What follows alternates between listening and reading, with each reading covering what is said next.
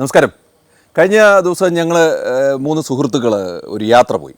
അപ്പോൾ യാത്ര പോയിട്ട് തിരിച്ചു വരുന്ന വഴി ചായ കുടിക്കാമെന്ന് കരുതി ഒരു കടയിൽ കയറി. നല്ല ഭംഗിയുള്ളൊരു സ്ഥലമായിരുന്നു. അപ്പം പ്രത്യേകിച്ച് ഈ മഴയൊക്കെ തോർന്നു നിൽക്കുന്ന സമയമായതുകൊണ്ട് അതിനകത്ത് കയറിയപ്പോൾ വല്ലാത്തൊരു ആംബിയൻസ്. ഒരു പാട്ട് വെച്ചിട്ടുണ്ട്, അതുപോലെ ഒരു നല്ല ശീതീകരിച്ചൊരു അറ്റ്മോസ്ഫിയർ. ഭിത്തിയിലൊക്കെ നല്ല പെയിൻറ്റ് ചെയ്ത് വെച്ചിട്ടുണ്ട്.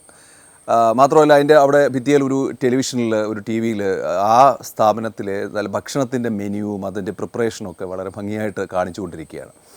തൊട്ടടുത്ത് അധികം ആളില്ല, ഒരു 2-3 ഫാമിലി ഉണ്ട്. ആ ഫാമിലികളൊക്കെ വളരെ എൻജോയ് ചെയ്താണ് ഭക്ഷണം കഴിക്കുന്നത്. അപ്പോൾ ഇത് കണ്ടപ്പോൾ ഞാൻ വളരെ രസകരമായി, നമുക്കൊരു മനസ്സിലൊരു സന്തോഷം തോന്നുമല്ലോ ഇങ്ങനൊരു ആംബിയൻസ് കാണുമ്പം.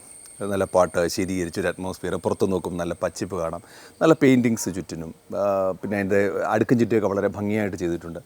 അപ്പോൾ നമ്മൾ ഓർഡർ ചെയ്തിട്ട് അവിടെ ഇരുന്നു. അപ്പോൾ ഞാൻ ഇതിങ്ങനെ ചിന്തിച്ചിരിക്കുന്ന സമയത്ത് എൻ്റെ അടുത്തിരുന്ന സുഹൃത്ത് എന്നോട് പറഞ്ഞു, ഞാൻ വല്ലപ്പോഴും ഇതുവഴിയൊക്കെ പാസ് ചെയ്യുമ്പോൾ ഈ ഹോട്ടലിൽ കയറാറുണ്ട്, നല്ല തിരക്കായിരുന്നു ആ സമയത്തൊക്കെ, പക്ഷേ ഇന്ന് കണ്ടില്ലേ തിരക്ക് കുറവാണ്.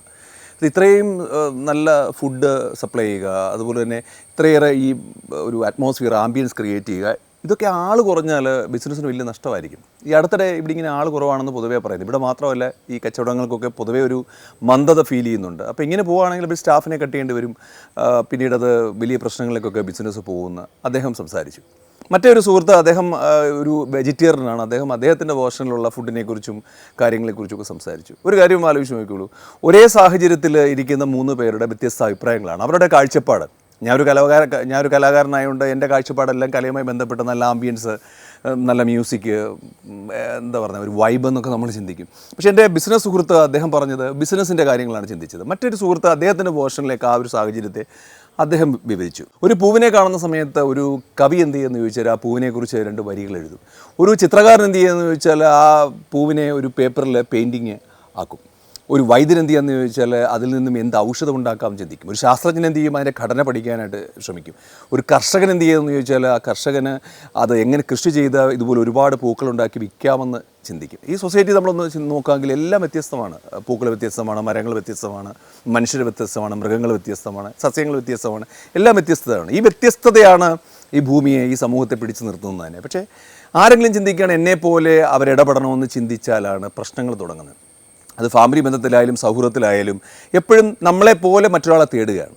അതേപോലെ മറ്റൊരാൾ എങ്ങനെയാണെന്ന് അതുപോലെ അക്സെപ്റ്റ് ചെയ്യാനായിട്ട് ആരും തയ്യാറാവത്തില്ല. നമ്മുടെ അടുത്തേക്ക് ആരെങ്കിലും വരുമ്പോൾ അവരെന്താണോ ആ രീതി നമ്മൾ കാണാൻ തുടങ്ങുന്നിടത്താണ് നമ്മുടെ ജീവിതം വിജയിക്കുന്നത്. അതുപോലെ നമ്മൾ മറ്റൊരാളെ കണ്ടിട്ട് അതുപോലെ ആകാനും ശ്രമിക്കരുത്.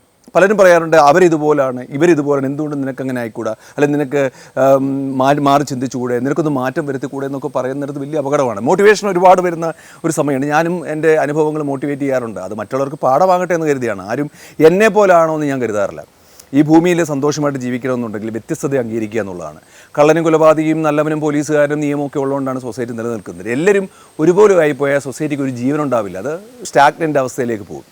അതുകൊണ്ട് വ്യത്യസ്തതയാണ് ഈ ഭൂമിയെ നിലനിർത്തുന്നത്. മറ്റുള്ളവരെങ്ങനെയും ചിന്തിക്കട്ടെ, ഞാൻ എൻ്റെ ജീവിതത്തിൽ ഇഷ്ടമുള്ള രീതിയിൽ ജീവിക്കട്ടെ. പരസ്പര ഇഷ്ടങ്ങളെ കൂട്ടിയിടിക്കുമ്പോഴാണ് പ്രശ്നങ്ങൾ ഉണ്ടാകുന്നത്. ആർക്കും ദ്രോഹം വരാതെ നമ്മുടെ ഇഷ്ടങ്ങളും നമ്മുടെ വ്യത്യസ്തതയും ഒക്കെ ഉൾക്കൊണ്ട് മുമ്പോട്ട് പോകുമ്പോൾ ജീവിതം വളരെ രസകരമായിരിക്കും. എല്ലാവർക്കും നല്ലത് വരട്ടെ.